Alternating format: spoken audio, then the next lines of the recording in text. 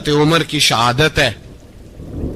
یہودی بول اٹھا, کافر بول اٹھا, اگر 6 مہینے عمر دنیا میں اور رہتے تو دنیا میں کوئی کافر موجود نہ ہوتا. 6 مہینے.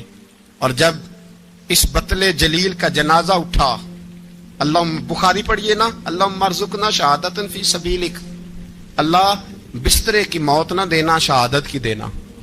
عمر شہید ہوئے, مسجد نبوی میں نماز پڑھاتے, اور جب جنازہ اٹھا تو مدینے کا پھر پیچھے جو دلیر بچے وہ مولا علی تھے. مولا علی, جناب عمر کا جنازہ اٹھا تو سب سے پہلی ہائے جو نکلی وہ حضرت علی کی زبان سے نکلی, اور حضرت علی کی ساری داڑھی آنسوؤں سے بھر گئی. لوگوں نے کہا کہ علی کیا ہوا؟ فرمانے لگے تم دیکھ نہیں رہے جنازہ کس کا اٹھا ہے, پلٹ کے دیکھو تو صحیح, تم پتہ نہیں یہ کون گیا ہے. کہ حضور کیا ہوا؟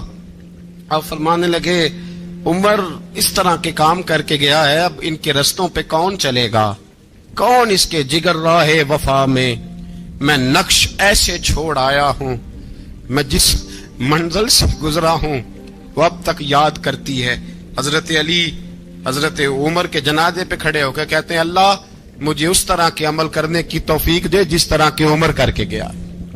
میرے بھائی, بطل عزیز, بطل حریت حضرت عمر رضی اللہ تعالیٰ عنہ, جو اپنی زندگی انقلاب والی گزار کے گئے. عمر جب دنیا سے گئے تو 80 دینار کا قرضہ تھا, 22 لاکھ مربع میل کا حکمران, اور اپنے بیٹے سے کہنے لگے بیٹے کوشش کرنا تیرے خاندان والے مل کے میرا قرضہ اتار دے, میری قبر پہ بوجھ نہ رہے, اور اگر خاندان والے مدد نہ کریں تو میرے دوستوں سے بات کرنا, وہ مدد نہ کریں تو پھر علی سے بات کرنا. ان کا پیار آپس میں اتنا, اور تو اختلاف ثابت کر رہا ہے. 80 دینار کا قرضہ چھوڑ کر حضرت عمر دنیا سے گئے, اور جاتی دفعہ کہہ گئے میرے بعد میرے بچوں کو حکومت کے مشورے میں بھی شامل نہ کرنا, حکومت کے مشورے میں بھی میری اولاد شامل نہ ہو. اتنا بڑا شخص اتنا بڑا رنگ دے کے 1 محرم کو جب عمر فاروق کا وصال ہوا تو بیٹے سے کہنے لگے اماں عائشہ سے جا کے کہو میرا بھی نبی پاک کے روزے میں دفن ہونے کو دل کرتا ہے. ایک قبر کی جگہ ہے اماں جی نے اپنے لیے رکھی ہے, بخاری ہے بخاری.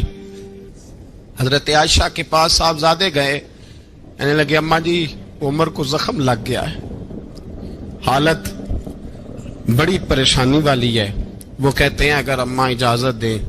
سید عائشہ رو پڑی, فرمانے لگی کہ وہ اپنی قبر کی جگہ تو نہیں نہ کسی کو دیتا, پر عمر نے کمال ہی بڑا کیا, اسے کہو جاؤ گنبد خضرا میں قیامت تک جو مصطفیٰ پہ اور ابو بکر پہ سلام پڑھے گا وہ تجھ پہ بھی سلام پڑھ کے جائے گا, جاؤ میں نے جگہ دی. اعلیٰ حضرت فاضل بریلوی رحمت اللہ علیہ فرماتے ہیں وہ عمر جس کے آداب بشیدہ شکر, اس خدا دوست حضرت پہ لاکھوں سلام, اس خدا دوست حضرت پہ.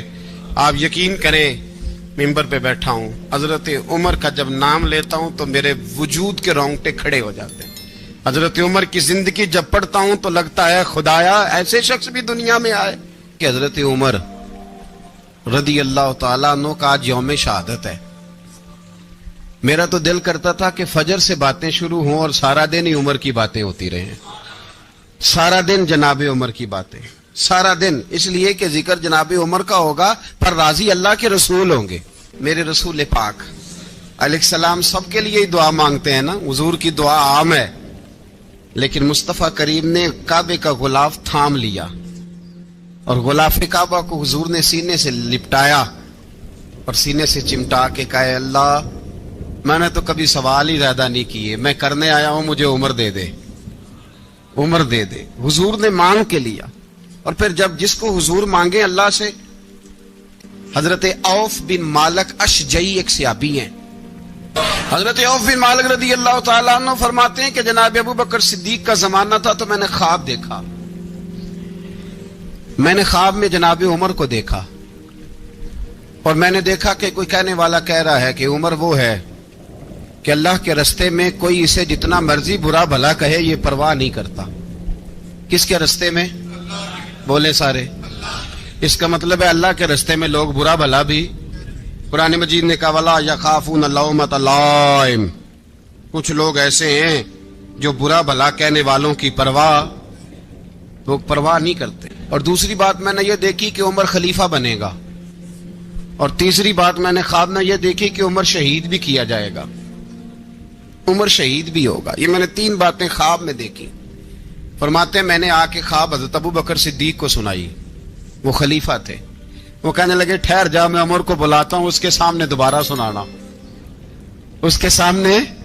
فرماتے ہیں میں نے بلایا حضرت عمر فاروق کو، آ کے بیٹھے، خواب شروع ہوا۔ کا ایک بات تو میں نے یہ دیکھی کہ آپ ملامت کرنے والے کی پرواہ نہیں کرتے، دوسرا آپ خلیفہ بنے گے۔ جناب عمر کہنے لگے چپ کر، ابو بکر کے سامنے ہی کہہ رہا ہے، چپ کر، خلیفہ کے سامنے ہی کہہ رہا ہے۔ تو حضرت ابو بکر صدیق کہنے لگے عمر اسے کہنے دو، مجھے لگتا ہے رب کی رضا یہی ہے کہ میرے بعد اگر مصطفیٰ کا منبر ملے تو عمر کو ملے، اسے کہنے دو، کہنے دو۔ حضرت عمر رضی اللہ تعالیٰ عنہ کو تیسری بات کہی۔ حضرت عوف بن مالک نے کہا آپ شہید کیے جائیں گے، میں نے خواب دیکھی ہے۔ نیک لوگوں کے خواب بڑی حد تک سچے ہوتے ہیں۔ کہا میں نے خواب دیکھی ہے۔ تو حضرت عمر کہنے لگے شہید تو دلیر لوگ ہوتے ہیں، شہید تو دلیر، جسے سارا زمانہ دلیر کہہ رہا ہے وہ اپنے بارے میں کیا کہہ رہا ہے؟ کہتے ہیں شہید تو دلیر، میں تو کاہل سا آدمی ہوں، سست آدمی ہوں، میں تو اتنا کام ہی نہیں کرتا، تو یہ خواب تو نے جو دیکھا ہے نا پھر سے دیکھنا۔ تو ابو بکر صدیق فرمانے لگے عاجزی نہ کر، انکساری نہ کر، تو جو کہہ رہا ہے ٹھیک کہہ رہا ہے، لیکن مجھے سن کے شکر بھی ہوا ہے اور افسوس بھی ہوا ہے۔ افسوس اس بات کا کہ تیرے جیسا بطل عظیم چلا جائے گا، اور شکر اس بات کا کہ رب تجھے زندگی بھی اعزاز والی دے گا، اور شہادت کی موت دے کے اللہ تجھے موت بھی عزت والی عطا فرمائے گا۔ اللہ موت بھی تجھے عزت والی دے گا، تجھے کاہلوں جیسی موت اللہ۔ حضرت فاروق اعظم رضی اللہ، او بھائی یہاں تو اس زمانے کا سب سے بڑا مسئلہ پروٹوکول ہے۔ ہم چھوٹے طبقے سے لے کر بڑے سارے پروٹوکول کے قائل ہیں، پر حضرت عمر رضی اللہ تعالی، حضرت عمر کی سادگی اور پھر جناب عمر کی عاجزی، جب انسان اپنے اوپر سوار کر لیتا ہے نا، سوار کر لیتا ہے، میں بدکار پرانا خادم، کسے در ملی نی ٹھوئی، تے واصف یار نے نظر جو کی تھی تے واصف ہی ہو۔ میں اکثر سوچتا ہوں حضور نے جہاں بھی کہا نا، فرمایا میرے بعد نبی ہوتے تو خطاب کے بیٹے عمر ہوتے۔ حضور نے فرمایا عمر جس رستے سے جاتا ہے شیطان وہ رستہ بدل جاتا ہے۔ نبی پاک صلی اللہ علیہ وسلم نے فرمایا میرا عمر وہ ہے کہ اس کی زبان پر حق جاری ہے۔ حضور علیہ الصلوۃ والسلام نے فرمایا 950 سال حضرت جبریل میرے عمر کی شان بیان کریں تو ان کی عظمت ختم نہیں ہوتی۔ 950 سال جبریل عظمت بیان کرے تو ختم نہیں ہوتی۔ یہ بات ہے حضرت عمر کی، اور فرمایا عمر ابو بکر کی نیکیوں میں سے ایک نیکی ہے، یہ شان ہے اب عمر فاروق رضی اللہ تعالیٰ عنہ کی۔ حضور نے فرمایا میرے بعد نبی ہوتے تو عمر ہوتے، جس گلی سے عمر آئے شیطان رستہ بدل جائے۔ میرے عمر فاروق کی شان 950 سال بیان ہو تو ختم نہ ہو۔ عمر کی زبان پر اللہ حق بیان کرتا ہے، جو عمر کہتا ہے وہی رب کر دیتا ہے۔ حضور ساری زندگی فضیلتیں بیان کرتے رہے، عمر جواب میں کیا کہتے ہیں؟ کوئی بتائے نا کہ یہ والی حدیثیں کبھی عمر نے بھی روایت کی ہوں کہ حضور نے میرے بارے میں یہ کہا ہے۔ یہ روایتیں وہ روایت نہیں کرتے، ان سے جب لوگ کہتے عمر تیری بڑی بات ہے تو عمر رو پڑتے، کہتے میں تو اونٹ چرانے والے باپ کا بیٹا ہوں، میں تو اونٹ چرانے والے باپ کا بیٹا ہوں، اونٹ چرا۔ اس سے آگے عمر گئے ہی نہیں ساری زندگی، اس سے آگے لفظ ہی نہیں ادا کی۔ اور میں تو بھائی اونٹ چرانے والا، میرا باپ تو اونٹ چرایا کرتا تھا، 10 اونٹ تھے، میری ڈیوٹی ہوتی تھی، سنبھالے نہیں جاتے تھے، ابا ڈنڈوں سے مارتا تھا۔ ساری زندگی عمر حج کرنے گئے، ایک خشک تنا کھجور کا عمر فاروق رضی اللہ تعالیٰ عنہ نے اس کو اپنے کلاوے میں لیا، رونے لگے۔ لوگوں نے کہا عمر کیا ہوا؟ فرمانے لگے یہاں میں اونٹ چرایا کرتا تھا، یہاں میں اونٹ چراتا تھا، 10 اونٹ سنبھالے نہیں جاتے تھے۔ دیکھو رسول اللہ کی شان، آج ساری امت چلانے کا طریقہ عطا فرما دیا ہے، ساری نظریے سے پیار۔ یار پیسہ کس کو برا لگتا ہے؟ سارے صحابہ مل کے آئے، کہنے لگے عمر فاروق سے کہنا ہے نبی پاک کے زمانے میں تو ظاہراً غربت تھی، ابو بکر کے دور میں بھی غربت تھی، اب تو بڑا محال ہے۔ عمر سے سفارش کرو کہ عمر نیا کرتا پہنا کرے. ملکوں کے سفیر آتے ہیں, عمر وہی پھٹی پرانی چادر اوڑھ کے اور وہی کئی جگہ پہ پیوند لگے سوٹ پہن کے سفیروں کے سامنے بیٹھ جاتا ہے. عمر کو مشورہ دو, طے ہو گئی بات. سب نے جب مشورہ دے لیا تو سارے کہنے لگے یہ بتاؤ شیر کی مونچھ کو ہاتھ کون لگائے گا, کہنا کس نے ہے, بندہ بھی تو ڈھونڈو نا. نے کہا جناب میرا یہ خیال ہے کہ مولا علی شیر خدا کہیں گے, کیونکہ جس شخص کی عمر کو سب سے زیادہ حیا کرتے دیکھا وہ شیر خدا مولا علی ہے رضی اللہ تعالی. علی کہیں گے اس لیے کہ جناب علی تو کئی دفعہ جب گفتگو کرتے تھے تو حضرت عمر چپ کر جاتے تھے اور فرماتے تھے علی نہ ہوتا تو میں ہلاک ہو جاتا. تو کہا علی سے کہو. جناب علی شیر خدا کو بلایا, کس کام کے لیے جی؟ اللہ اکبر. یہ ذرا آپ نے اس دور پہ اس بات کو ذرا لاکا جناب ان سے کہیں کہ زیادہ نہیں, ایک کرتا نیا پہن لے, سفیر آتے ہیں وزیر آتے ہیں تو ایک کرتا نیا پہن لے. حضرت علی کو بلایا, آپ فرمانے لگے کوئی اور بات ہوتی تو میں کہہ دیتا, یہ والی میں نہیں کہہ سکتا. کوئی اور ہوتی تو میں عمر کو کئی دفعہ کہہ دیتا ہوں, جلال میں بھی تو سن, یہ والی میں نہیں کہہ سکتا. میں تمہیں ایک مشورہ دیتا ہوں. کہا وہ کیا؟ کہنے لگے سید عائشہ صدیقہ سے کہو, وہ مومنوں کی ماں ہیں, عمر ٹالے گا نہیں. اماں جی سے جا کے کہا اماں جی نیا کرتا عمر سے کہیں پہن لیں, وزیر آتے ہیں بڑے بڑے لوگ تو چلو کوئی حرج نہیں. اماں جی نے کہا اچھا کوئی بات نہیں میں بلا لیتی ہوں. جناب عائشہ نے پیغام بھیجا. جب خادم نے کہا نا مصطفیٰ کے گھر سے پیغام آیا ہے, تو 20 لوگ بیٹھے تھے. عمر کانپتے ہوئے اٹھے, کانپتے دوڑے. حضرت عائشہ پردے میں تھی تو فرماتی ہیں عمر اتحیات کی حالت میں بیٹھ گئے. کہا اماں جی دیر تو نہیں ہو گئی مجھے آنے میں؟ کہا نہیں ٹائم پہ آ گئے ہو. کس لیے بلایا تھا؟ کہا عمر دیکھو غربت کے معاملات اور ہوتے ہیں, جب اللہ آسانی دے تو کوئی چیز استعمال کرنا حرام نہیں ہوتی, اگر حرام ہے تو بتاؤ. کہا نہیں اماں جی حلال ہی ہے. تو فرمایا پھر اتنے سفیر آتے ہیں مشیر آتے ہیں, اب تو مال غنیمت بڑا آتا ہے, ڈھیر لگ جاتے ہیں مسجد میں, تو چل ایک نیا کرتا تم بھی پہن لیا کرو, اور آپ نیا کرتا پہنو گے تو دھاک بیٹھے گی غیروں پر. تو صحابہ کا مشورہ ہے کہ آپ نیا لباس پہنے. اماں جی کہتی ہے میں نے حکم دیا تو عمر چپ کر گئے, گردن جھک گئی. تھوڑی دیر کے بعد سیدنا عمر فاروق نے سر اٹھایا تو داڑھی پہ آنسو گر رہے تھے, رو پڑے. کہنے لگے پاک محبوب کی پاک بیوی جیسے حکم کرتی ہو میں حاضر ہوں, پر مجھے وہ والا لباس پہنانا جو میرے مصطفیٰ نے پسند فرمایا ہے. اگر یہ رنگ رسول پاک کا ہے تو میں حاضر ہوں, اور اگر نبی پاک کا نہیں تو پھر جیسے آپ حکم کریں. جناب عائشہ کہتے ہیں عمر روئے تو میں زیادہ روئی, میرا پلو بھیگ گیا آنسوؤں سے. میں نے کہا عمر آپ جائیے. عمر یوں نکلے تو جو صحابہ کھڑے تھے وہ کونے میں تھے, سارے آ گئے. کہا اماں جی کیا بناؤ؟ فرمایا بھائی تم سب جو باتیں کہتے ہو وہ اپنی جگہ ٹھیک ہیں, پر عمر جو بات کرتا ہے وہ سب سے زیادہ ٹھیک ہے. عمر جس پہلو پر بات کرتا ہے وہ یار ایسی عاجزی, ایسا رنگ, ایسا انداز, ایسا طرز حیات, ایسی زندگی. اولاد کے معاملے میں لوگ بزدل ہو جاتے ہیں, بزدل. پر حضرت عمر کا بیٹا مصر گیا, وہاں سے کمائی کر کے لایا, تجارت کرنے گیا, لاکھوں کا مال.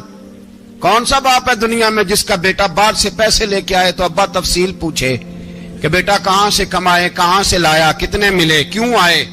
کون سا باپ تفصیل پوچھتا ہے؟ ابا تو کہتا ہے لا صحیح, اور تعریفیں کرتا ہے میرا بیٹا بڑی کمائی کرتا ہے. کبھی پوچھا ہے اس سے کہ ڈیوٹی صحیح دیتا ہے کہ نہیں؟ کبھی پوچھا ہے کہ تو ایمانداری کی روزی لاتا ہے کہ حرام کی کماتا ہے؟ یہ باپ کی ذمہ داری ہے, یہ اماں کی ذمہ داری ہے. پھر کہتا ہے بیماری کیسے آ گئی, پریشانی کیسے آ گئی؟ تو نے کبھی سوال کیا اپنی اولاد سے؟ حضرت عمر فاروق رضی اللہ تعالیٰ عنہ کا بیٹا مصر سے پیسے کما کے لایا تو جناب عمر نے بلایا, فرمایا بیٹے اتنی تو تیرے پاس راس ہی نہیں تھی, تھوڑے سے تو پیسے لے کے گیا تھا, اتنی کمائی کیسے ہو گئی؟ اتنے تو پیسے نہیں تھے صاحب, کہاں سے کمائی لائے؟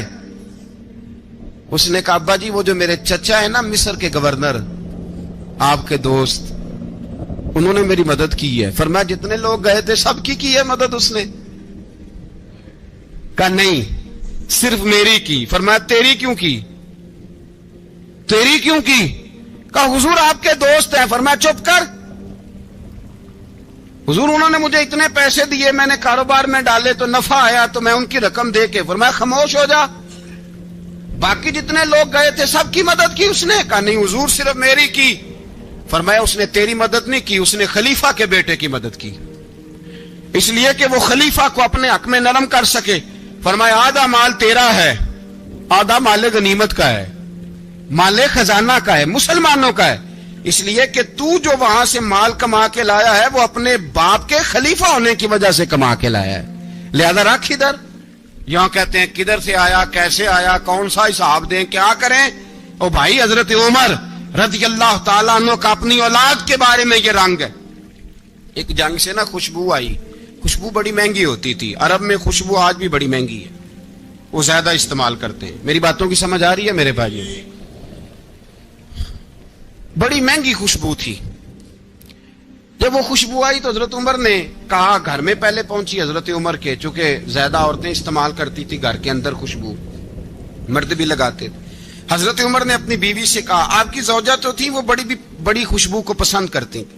حضرت عمر نے اپنی زوجہ سے کہا کہ خوشبو لاؤ, میں نے ایک عورت کی ڈیوٹی لگائی ہے, وہ خوشبو تول تول کے نا تو بھائیسا برابر صحابہ میں بانٹ دے گی. تو آپ کی زوجہ کہنے لگی کسی بی بی کی ڈیوٹی لگانے کی کیا ضرورت تھی, میں جو موجود تھی میں بانٹ دیتی ہوں تول کے بھائیسا برابر. آپ نے فرمایا نہیں تو رہنے دے, اور فلانی بی بی بانٹے گی. کہا حضور میں نے بھی بانٹنی ہے, میرے پہ کچھ حق ہے؟ آپ نے فرمایا نہیں تو تفصیل نہ پوچھ, تو خوشبو دے دے, کوئی اور بانٹے گی. خاتون خانہ تھی نا, کہنے لگی نہیں مجھے بھی آج آپ کو بتانا ہی پڑے گا کہ کوئی جو بانٹ سکتی ہے تو میں کیوں نہیں بانٹ سکتی.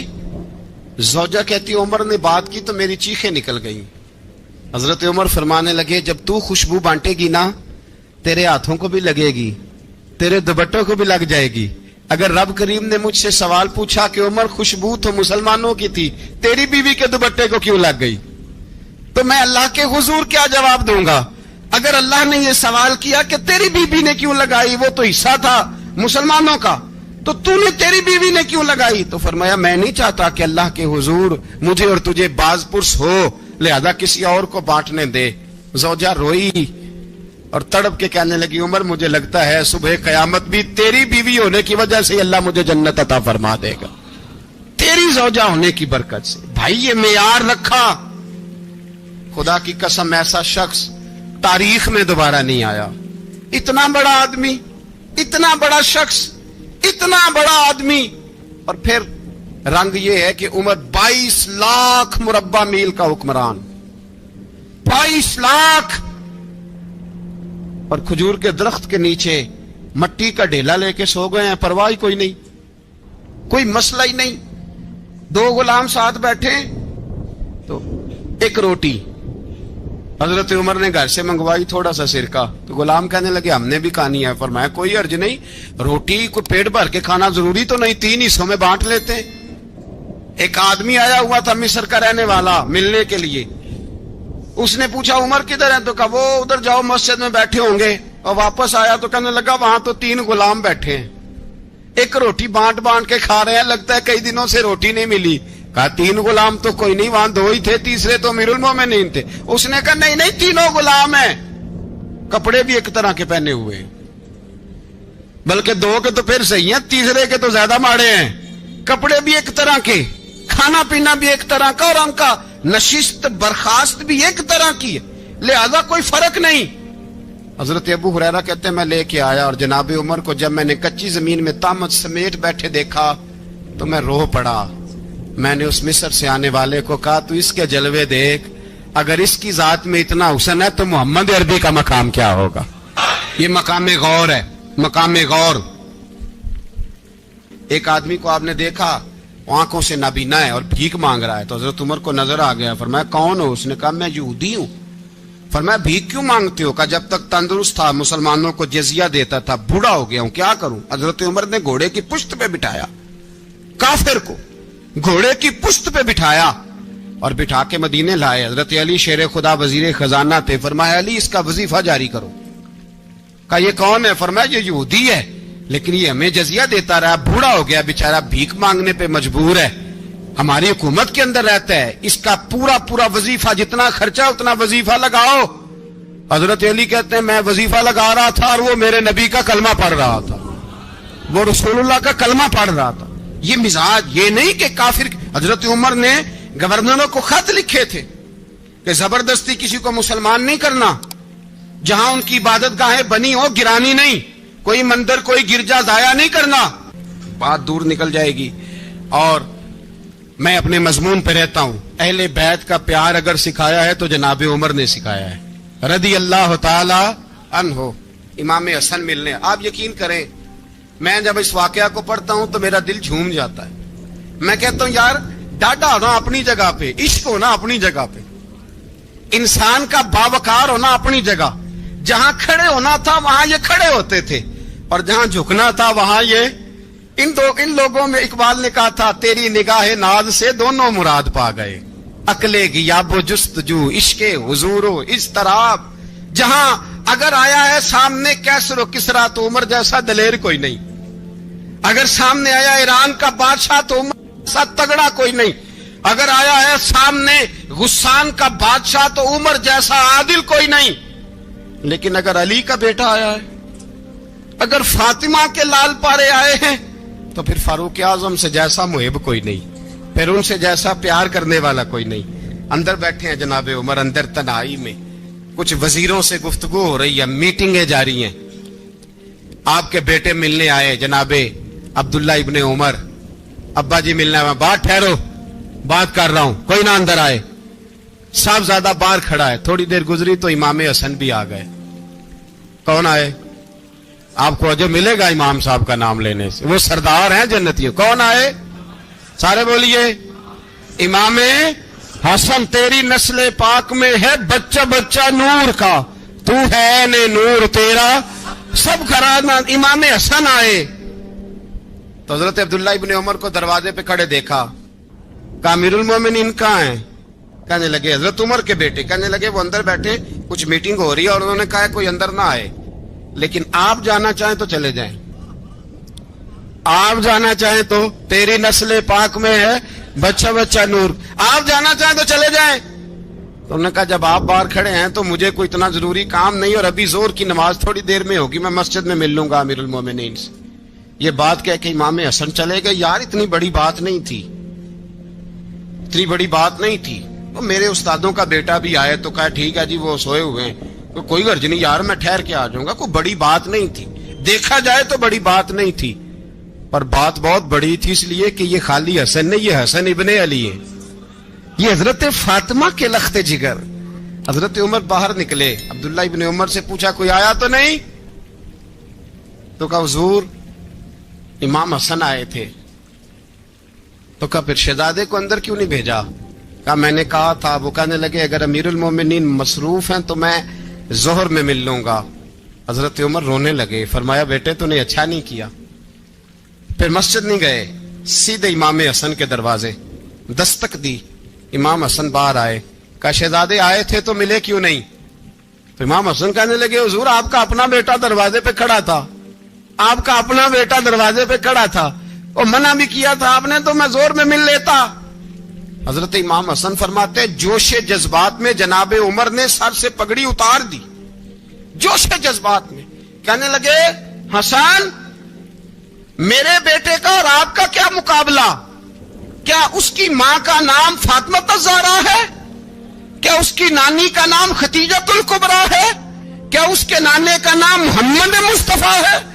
آپ کا اور اس کا کیا مقابلہ؟ پھر رو پڑے اور کہنے لگے بیٹے میں مکے کے صحراؤں میں اونٹ چرایا کرتا تھا، یہ جو میرے سر پر عزت کے بال ہیں یہ تیرے نانے کے اگائے ہوئے، میں مکے کے خبردار شہزادے خبردار۔ او بھائی اہل بیت نبوت کے ادب کا رنگ اگر سکھایا ہے تو سیدنا عمر نے سکھایا ہے۔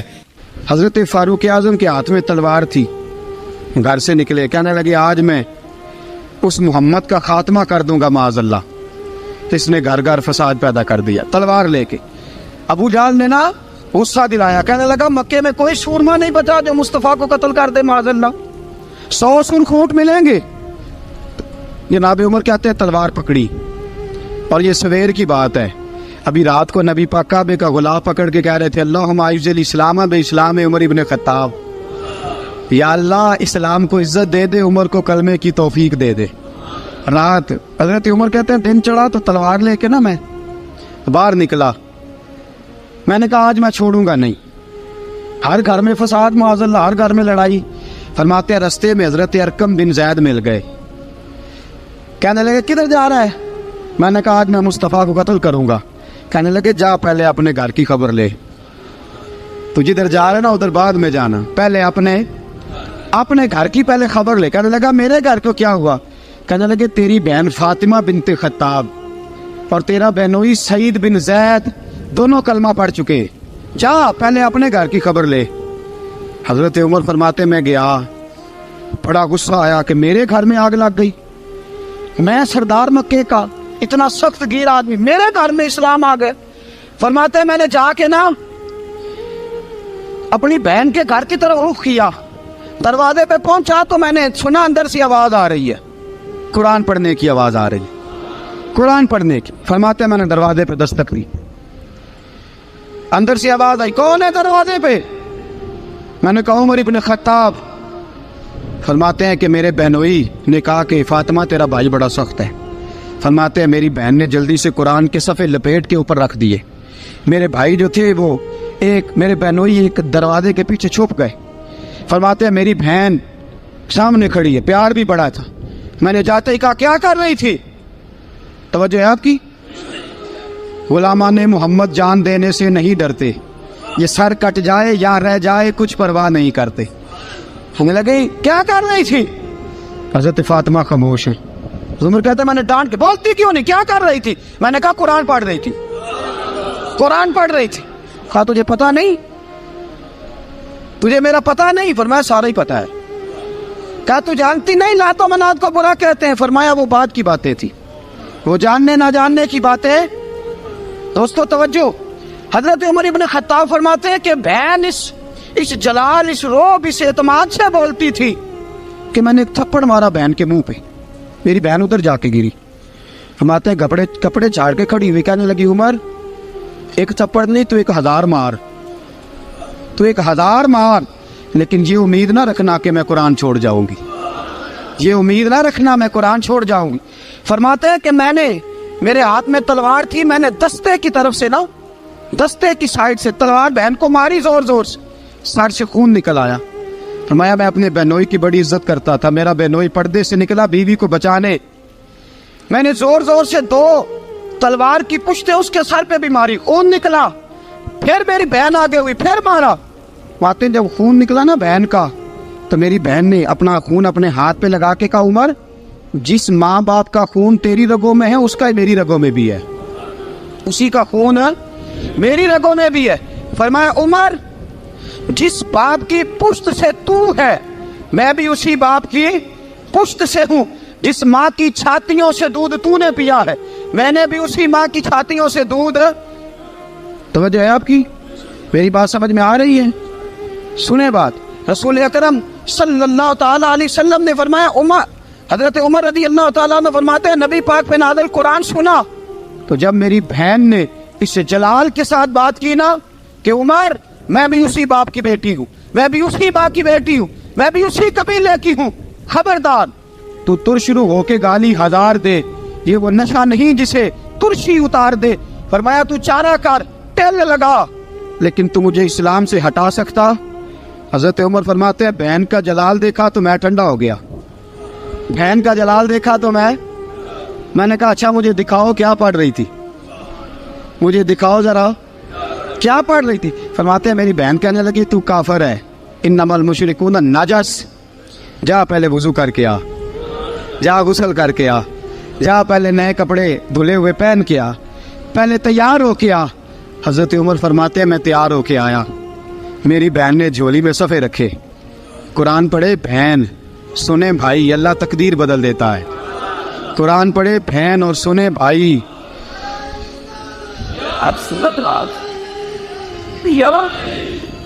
कुरान पढ़े भाई और सुने बहन, अल्लाह तकदीर लेकिन आज बहन भाई कुरान तो सुनते सुनाते ही नहीं ना, ये तो रिवाज खत्म हो गया ना। वो कौम जो कल लड़ती थी नंगी नंगी शमशीरों के साथ, वो आज सिनेमा देखने जाती है अपनी हमशीरों के साथ। माज़अल्लाह नाउज़ बिल्लाह अस्तगफिरुल्लाह, हमारा वो हाल नहीं रहा जो था। हजरत उमर फरमाते हैं बहन ने कुरान पढ़ा, मैंने कुरान सुना, पता नहीं कुरान में क्या लज्जत सी, मैं रो रो के बेहाल हो गया। फरमाते हैं मेरे जैसा सख्त आदमी, मेरे जैसा सख्त जो कभी नहीं रोया था, आज कुरान सुना। रसूल जब कुरान अल्लाह का कुरान पढ़ा जाता है जो रसूल पे आया, तो लोगों की आंखों को तुम देखोगे, उनकी आंखों में आंसू होते हैं। फरमाया मैं रो रो के बेहाल हो गया। मेरी बहन कहने लगी भाई क्या प्रोग्राम है? मैंने कहा मुझे भी ले चलो, मुझे भी ले चलो। कहा चलो। फरमाने लगे जरा ठहर जाओ, मेरे ना हाथ बांधो रस्सियों के साथ, ना मेरे हाथ पीछे मेरे हाथ बांध लो, गले में मेरी तलवार लटका लो, मैं मारने आया था, अब मैं मुजरम बन के जाना चाहता हूँ, मुजरम बन के। और हमारे शायख फरमाया करते थे उस्ताद गिरामी, हजरत उमर फरमाने लगे मुझे मारते मारते लेके जाओ, मैं चूंकि मारने आया था ना मुझे। और एक पंजाबी का शायर कहता है हजरत उमर ने कहा घरों आया सा मार मुकावने नू, घरों आया सा मार मुकावने नू, हुण मैनू मार दे लै चलो। मते उमर दी उमर बर्बाद होवे जिथे उमर सवार दे लै चलो। घरों आया सा मार मुकावने नू, हुण मैनू मार दे लै चलो। मते उमर दी उमर बर्बाद होवे जिथे उमर सवार दे, मते उमर दी उमर बर्बाद होवे जिथे उमर सवार दे। फरमाते जब पहुंचे ना दारे अरकम में, तो दरवाजे पे हजरत अमीर हमजा खड़े थे। हजरत अमीर हमजा, एक शख्स कहने लगा हजरत अमीर हमजा से उमर आ रहा है। फरमाया आने दो। कहा हुजूर वो तलवार भी गले में लटक रही है। फरमाया आने दो, वो अगर उमर है तो मैं भी अमीर हमजा हूँ, वो अगर उमर है तो अना अशहदुल्लाह व रसूल ही, मैं अल्लाह रसूल का शेर हूँ, आने दो। कहा आप क्या करेंगे? कहा अदब मलहूज रखेगा तो खातर से बिठाएंगे, नमूना उसको हम खुल्के मोहम्मद का दिखाएंगे, अगर नीयत नहीं अच्छी तो मैं उसको कत्ल कर दूंगा, उसी की तेग से सर काट के छाती पे धर दूंगा। मैं आने तो दो, आने दो उमर को। हजरत उमर आए, दरवाजे में दाखिल हुए। सहाबा फरमाते हैं कि हुजूर ने शोर सुना। फरमाया कौन है दरवाजे पे? फरमाया उमर। फरमाते हैं हुजूर उठे तेजी से, चादर गिर गई, चादर। हुजूर तेजी से उठे, खोल दो दरवाजा। हुजूर उमर के गले में तलवार है। फरमाया फाटक खोल दो। या रसूल अल्लाह उमर आपका दुश्मन। फरमाया खोलो दरवाजा। कहा या रसूल अल्लाह खत्ताब का बेटा। फरमाया खोलो दरवाजा। या रसूल अल्लाह अबू जहल का रिश्त। फरमाया खोलो दरवाजा। हुजूर माजरा क्या है? फरमाया वो अपने आप नहीं आया, मैंने रात अल्लाह से दुआ मांगी है, मैंने मांग के लिया है, मैंने मांग के लिया, वो अपने आप थोड़ा आया है। मांग खोलो दरवाजा, आने दो। हजरत उमर झट से दरवाजा खुला ना, रसूल पाक सामने खड़े हो गए। क्या मंजर था? अबू बकर फरमाते हैं तुम्हें क्या बताएं क्या मंजर था? हजरत अरकम फरमाते हैं तुम्हें क्या बताएं क्या मंजर था? मेरे हबीब की गर्दन तनी हुई है, आंखों में आंसू भरे हैं पर नीचे नहीं गिरते, आंसू भरे हैं आंखों लेकिन नीचे टपकते नहीं। मेरे रसूल पाक आगे बढ़े, उमर की गर्दन झुकी हुई है, उमर ऊपर नहीं देखते। हुजूर आगे बढ़े, जाके हजरत उमर का कंधा जोर से हिलाया। फरमाया क्या प्रोग्राम है तेरा, क्या इरादा है तेरा, बोल। हजरत फारूक आजम आंख यूं उठा के कहने लगे सोनिया बस अब कलमा पढ़ने का इरादा है, सोनिया कलमा पढ़ने का। सहाबा फरमाते हैं पता नहीं क्या हुआ, पता नहीं हुजूर का इतना जोश हमने कभी नहीं देखा, नबी पाक को नारा लगाते हमने पहले कभी नहीं देखा। जब उमर ने कहा ना सोनिया कलमा पढ़ने आया हूँ, फरमाते हैं रसूल पाक के जो आंसू बंधे हुए थे ना वो टप से नीचे गिरे और हुजूर ने फरमाया अल्लाहु अकबर, अल्लाहु अकबर। फरमाते हैं हुजूर ने जब अल्लाहु अकबर कहा तो सारे सहाबा भी कहने लगे अल्लाहु अकबर, अल्लाहु अकबर, अल्लाहु अकबर। हजरत उमर फारूक का अदल और हजरत फारूक आजम का इंसाफ, इसको दुनिया जानती भी है, मानती भी है। हजरत फारूक आजम रज़ी अल्लाह तआला अन्हु काजियों का तकर्रुर करते वक्त सबसे ज्यादा एहतियात करते थे कि बंदा किस किस्म का है, इसका मिजाज क्या है, मुआशरे में इसका वकार कैसा है, उस हिसाब से उसको तकर्रुर करते थे काजी के लिए। और क्या हाल था, حضرت زید بن ثابت رضی اللہ تعالیٰ عنہ کو آپ نے قاضی مقرر کیا، بعد میں معزول کر دیا۔ کیوں آپ نے معزول کیا ہے؟ تو حضرت عمر کہنے لگے اس کی وجہ ہے، ایک دن ایک شخص نے، حضرت ابی بن کعب نے مجھ پر مقدمہ کیا، حضرت عمر پر مقدمہ کر دیا، تو فرماتے ہیں کہ میرے سامنے میں دیکھ رہا تھا، جب میں عدالت میں پہنچا تو زید بن ثابت نے میرا کھڑے ہو کے استقبال کیا، اور جب مدعی آیا ہے تو وہ بیٹھے رہے ہیں۔ تو میں نے کہا کہ جب آپ دونوں میں ملتے وقت انصاف نہیں کر رہے تو فیصلے میں کیسے انصاف کریں گے؟ آپ اس قابل نہیں کہ آپ کو قاضی بنایا جائے، معزول کر دیا۔